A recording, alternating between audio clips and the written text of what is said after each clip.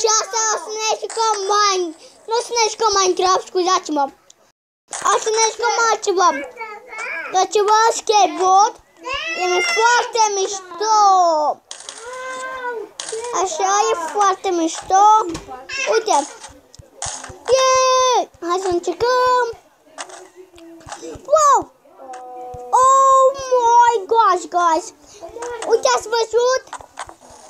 Hai să încercăm asta. Oh yeah! Oh yeah! Uitați-vă! Hai să mai încercăm o dată. Așa! De ce să nu... Stați un pic. Scuzați-mă! Am avut ceva probleme și de aia. Deci de aia.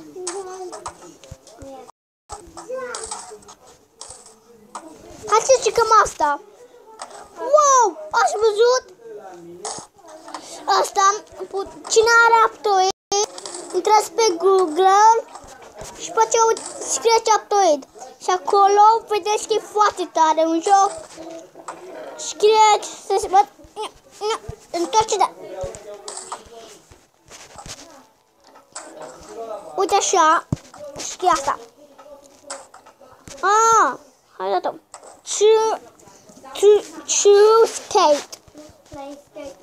Da, e mișto. Foarte.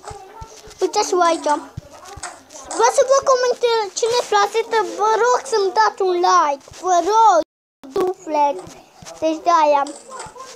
Cine place și vreți mai multe din asta, dați un like. Că e mișto. E mișto. Așa. Așa. Asta e pentru asta. Wow, stai iubit. Wow, ați văzut? Oia, haideți. Întoarce-te. Te rog. Nu, pasă că eu fac un pic. Așa. Câte și n-am spus aia. Scuzați-mă un pic. Așa, scuzați-mă. Așa. Așa. Dacă nu vrei, nu mai veni.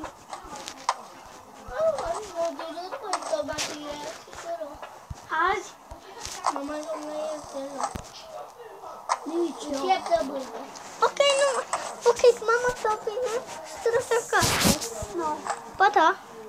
Stopul de lapte, mai departe. Scuzați-mă.